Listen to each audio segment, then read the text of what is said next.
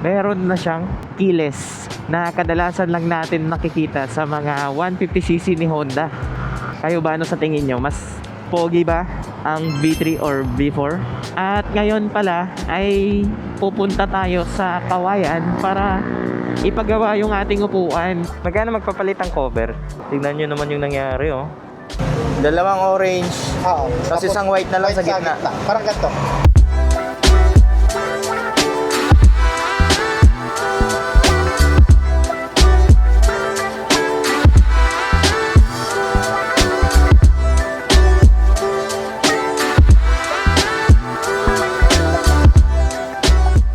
Oops, bago ka magpatuloy sa aking video, nais ko lang ipaalala na ang pagmamotor ang naging inspirasyon ko upang magbahagi ng aking kaalaman at karanasan tungkol sa mundo ng motorsiklo. Mahilig din ako sa travel adventures, kaya kung gusto mong mag-enjoy at may matutunan sa bawat panonood, huwag kalimutang mag-like, share, comment at mag-subscribe. Pindutin ang notification bell para lagi kang updated sa aking mga videos. Good morning guys! May update na pala dun sa bagong release ni Honda na Click V4. At alam kong maraming excited sa inyo dahil sa bagong itsura niya. Mas nakaka-hype na yung bagong itsura niya ngayon kasi pinag-combine na yung tatlong version. From version 1 to version 3, pinagsama-sama nila yung itsura niya, naging version 4. Tsaka yung malupit pa dito kung natatandaan nyo, yung Click 150 na naka-keyless ay pinunta nila sa Click V4 na 125. Ang daming pinagbago ng Click V4 compare sa V3 kasi 'di ba yung special edition ng V3 ay naka-susi lang. Samantalang yung V4 ngayon na special edition, meron na siyang keyless na kadalasan lang natin nakikita sa mga 150cc ni Honda. Uy, sa mga naka V3 huwag kayong mainggit sa mga naka V4 ngayon kasi mas pogi pa rin ang V3 kahit na sabihin mong may V4 na. Honest opinion ko lang, hindi pa worth it talaga kumuha ng V4 kung may V3 na kayo katulad ko kasi same engine lang yung ginamit nila, same CVT, walang nabago. Sa looks ng motor, madami talaga. Front and rear na fairings, talagang pinaghandaan nila yung design niya. Hindi mo masasabi na 125cc yung displacement niya kapag unang tingin. Yung mga iba na disappoint sila sa looks ng Click V4 kasi meron tayong nababasa na mga comment, pero wala tayong magagawa kasi siyempre gawa ni Honda yan. So para mabili yung kanilang Click V4, pinagsama-sama nila yung design from V1 to V3. Kaya yun yung kinalabasan. Tapos doon pala sa tail light ng bagong V4 ay parehas na sila ng Click 160. Pati yung hugis ng kanilang fairings sa likod, parehas na. At kapag ka nabigyan tayo ng pagkakataon na may makitang naka V4, ay hindi na tayo magdadalawang isip na silipin ito. Kasi mas exciting kasi na makita kaagad natin yung mga nabago doon. Pero based sa nakikita natin sa YouTube, TikTok, Facebook, may mga natuwa sa bagong design, may mga hindi rin natuwa sa bagong design kasi mas nasanay sila sa looks ng V3. Kayo ba, ano sa tingin nyo? Mas pogi ba ang V3 or V4? Gusto ko malaman, paki-comment na lang para makita natin kung sino yung mga fan talaga ng V3. Sala na rin natin ang V1, V2, V3, kung sino sa kanila ang pinaka-brusko talaga sa apat. At kung meron kayong suggestion, paki-comment na lang para baka pwede nating iparating sa Honda kung ano pa yung mga pwede nilang baguhin sa kanilang motor. Baka meron pa silang pwedeng baguhin sa design ng kanilang motor. Malay nyo, baka biglang lalabas ang V5, di ba? Pero guys, kung first time nyo mapanood itong video na ito at first time nyo rin magkaroon ng motor, kung pagpipilian nyo ay V3 at V4, based sa nakikita natin, ang hirap talagang mamili kung ano yung kukunin mo. It's either V3 or V4 kasi ngayon may stock pa yung mga ibang kasa ng V3. Madami pa silang available na stock ng V3. So pinapaubos na nila yan. Ang may papayo ko sa inyo, kapag bibili kayo, doon na kayo sa latest. Kasi tatagal at tatagal, masasanay din yung ano natin yung mata natin sa lagi nating nakikita. So habang tumatagal yan, masasanay din kayo. Katulad na lang ng NMAX B3, di ba? Oh, sa unang release nila, parang ang pangit. Kasi yung mukha niya, parang hindi siya kaakit-akit tignan. Pero kung papugian lang naman sa rear side ng motor, talagang napakaganda talaga ng likod ng NMAX 155 V3. Kasi sila lang yung unang nakagawa ng design na gano'n, na parang napaka high-tech tignan. Tapos pagka tinignan mo na yung harapan, 'di ba? Parang nakaka-disappoint. Alam mo yung nakasimangot na itsura ng tao. Ganun na ganun yung nakasimangot na itsura ng tao na malaki yung ilong, tapos basta ang hirap i-describe ng mukha ng NMAX. Alam mo yung nakasimangot na pagalit. Ganun na ganun yung itsura niya. Pero pansin nyo, habang tumatagal, kapag katabi niya ang V2, parang nakikita mo na, ay parang mas maganda pala yung NMAX B3 kasi nabago na yung design. Parang ganun yung mangyayari guys sa Click V4. Kasi lahat ng mga design na nilagay dyan, talagang mapapamahal ka bandang huli. Kaya yun, kapag bibili kayo ngayon kukuha kayo ng ng motor nyo, kapag kukuha kayo ng Click nyo at may nakita kayong V3 o V4, kasi mahirap talagang piliin. Kahit ako, kapag first time kong bibili ng motor, parang mas pipiliin ko pa ang V3 kung wala akong alam sa mga meron doon sa bago at wala doon sa kasalukuyang model ngayon. At kapag nakapag-desisyon na kayo na Click V4 na yung kukunin nyo, alam nyo yung sasabihin ng mga naka-Click V3 sa inyo, yung motor mo mukhang Rusi. Yan yung maririnig nyo sa mga naka V3. Pero kahit ganun, okay lang. Kasi bakit? Mas inoptimize na ni Honda yung mga ibang issue ng Click. Mas komportable na siyang i-ride, less maintenance na, yung mga ganun ba, di ba?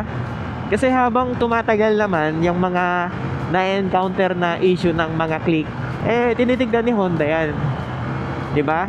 Dati nung B1, ano bang kadalasan na issue ng B1 noon? Naghahalo yung ulan tsaka yung langis.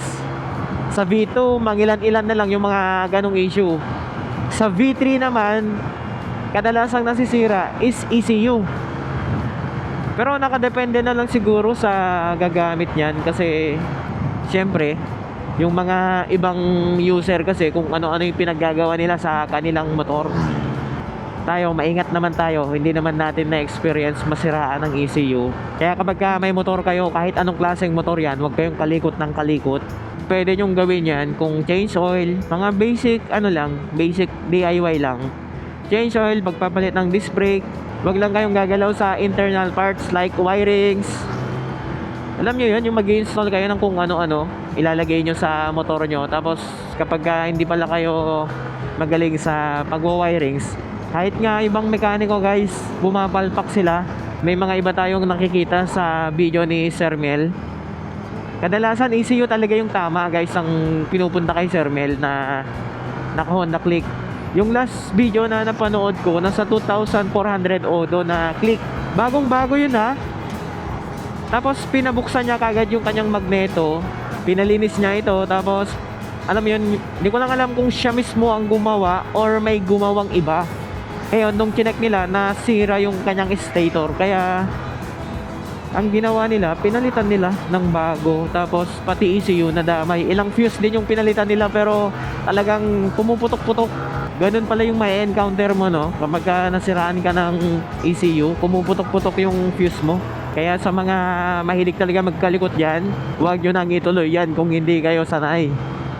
Yung motor ko, di ko pa alam kung ilang odo na. Ayun, nasa 8,186 na. So itong motor natin guys ay 1 year and 3 months na. Wala pa tayong na-encounter na kahit anong issue.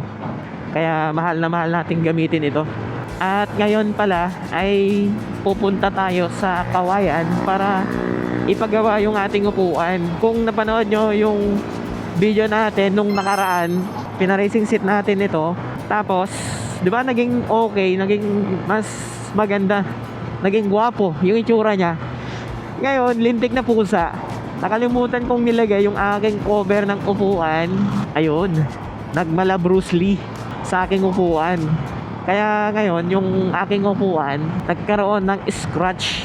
Nakasan pa man din yung ating cover, kaya madali siyang mabalatan. At ngayon, pupunta tayo para ipaayos natin. Guys, nandito na pala tayo sa Kawayan Isabela. At dito tayo magpapagawa ng ating racing seat. Ayun na nga, nakita natin. Wow. Magkano magpapalit ang cover? Ha? Oo. Na ano lang nasira ng pusa. Ayun Gantong cover lang, di ba? Magkano yung pag may design? 600 ba? Pag gusto yung design. Ganyan. Pero kapag ganito lang? 400 ba? Ay, 400. Pag ano lang? Pag seat cover lang? Okay. Hindi ba 300, boss? Ha? Hindi kaya? Ito yung nangyari sa ating upuan. Tignan nyo naman yung nangyari nabalatan. Tapos dito na part, ito yung nauna noon. Kaso hinayaan ko lang kasi medyo okay pa. Po, ito lang po. Ipapalit ko po yung seat cover. Ayan guys, may mga sila dito. Ready to na to. Boss, to? Add swap to, boss? Add swap yan? 600 pagka ganitong design, no? Ano kaya? Ganito kaya ipapagawa natin? Paano kung boss? Ipapadagdag ko pa yung niya, foam niya. Oo. Dahil para mas maging komportable ako. Pwede lang ba? Oo, dito sa likod. 600 pa rin ba? 600 pa rin? Pero ganyan na design yung gusto ko. Ganyan yung design naman. Oo. Ganito sa side.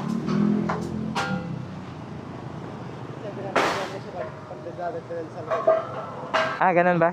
700? Ganitong design? Ano kaya? Para mas maging maporma, no? Madadagdagan to, itong likod. Pero matigas pa rin yan.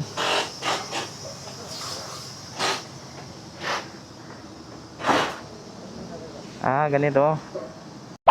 Ano kaya ilalagay natin sa seat cover natin? Ito. Ayan Ito maangas. Ito parang common na kasi yung ganito Ito pwede pa to. Pagka ito parang mas okay ito. Ayan very minimal lang yung design, pero pagka tinignan mo mabuti, parang iba talaga yung dating ito na lang kaya. Ganyan lang naman. Hindi may stock yung tubig dito pag Kasi may pupunta lang. Sa inyo, boss, anong mas preferred mo dyan na design? Parang mas maganda to, no? Ganito na lang, boss. Ganyan talaga. Tapos yung pinaka-tie niya, black na lang. May gray ba? Wala po. Black na lang siguro. Or orange meron? Meron doon. Orange? Sige, para mas bagay dun sa kulay ng motor ko. Orange. Orange saka gray na lang, no? Walang gray boss. Ay, walang gray. Black. Hindi rin malata yung black boss, ganyan.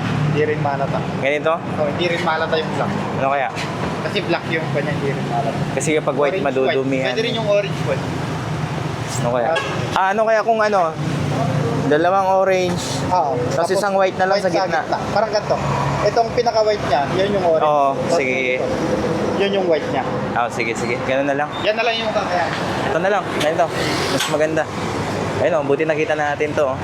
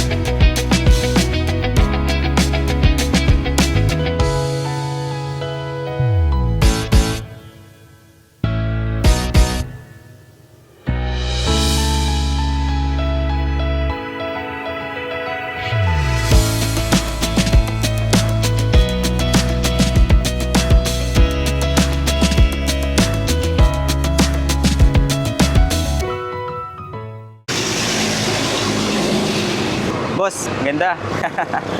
Napakabilis oh. Wala pang isang oras. Tapos na. Angas ng kulay oh. White and orange. Bago lang kayo dito, boss? 3 years na. 3 years na? Ba't hindi makita sa mapa yung ano? Kaya nga ba din? Ha? Yung dalawa lang yung 2024 kaya tinilignan ko kanina, hindi ko makita eh. isang motolag sa kaya isang Oo. Itong peso ko lang pinagkikita Ayan, boss, thank you. Okay, so 600 pesos. Ganitong design. Ano siya, pero dating ano na kasi to na racing seat, pinapalitan ko lang kasi nabalatan. So ngayon, naging mas maangas oh. Bigyan natin ng sticker si sir. Thank you, boss. Sir, sa YouTube yan, sir. May Facebook din ako. Sige, sir. Ito lang MDC, no, sir? Ito lang. Upholstery. Ayan, yung kanilang, upholstery shop dito. Sir, thank you, sir. Thank you, Thank you po. Ayan. Boss, thank you. Wow, sarap umupo ah. Bagong seat cover. Ang bilis wala pang isang oras natapos kagad. So, bali, eto na yung kinalabasan ng ating upuan. Napakaganda na ngayon. Kasi, gusto ko dito, itong nilagay nating parang design niya, I think, ano to? What? May butas. Ayun, hindi ko nakikita yun, oh. Pero okay lang, maliit lang naman. So, anyway, nagustuhan ko dito, guys, yung kanyang pagkakatahi. Kasi, white, tsaka orange. Bagay na bagay dito sa ating click. So kapag ka malayuan, wow, ganda. Yan oh. Mas maangas na yung ating upuan ngayon. Kaya ako pinaganito itong upuan natin kasi kapag ka aksidenteng tatapak ulit yung pusa, hindi niya na makukuskus ito. Dito na part yung nabalatan eh. Pero dito, safe naman. Kaya ganito pa rin yung pinalagay natin. Kasi mas gusto ko yung texture nito. Dry na, sand kasi to na cover hanggang dito. Ayan o. Tapos, dito lang na part yung may design. Hindi ko lang alam kung anong tawag dito sa design na to. Basta, pinagawa ko na lang na ganyan. Meron din kasi tayong nakitang ganitong design. Kaya yun, pinatulad natin. Ayun o, kuhang-kuha. O, ayan kapag ka bago yung motor nyo, bago yung click nyo, especially yung mga naka V4 dyan ganito na yung gawin nyo sa upuan nyo para mas swabe. Para safe kayo kapag ka nasa biyahe kayo, hindi kayo madudulas. Merong kanto na ganito. This is Boss Phantom Speed. Sa mga hindi pa nakasubscribe sa aking YouTube channel, please subscribe and don't forget to hit the notification bell para lagi kayong updated sa ating latest videos. Once again guys, this is Boss Phantom Speed. Ride safe and God bless.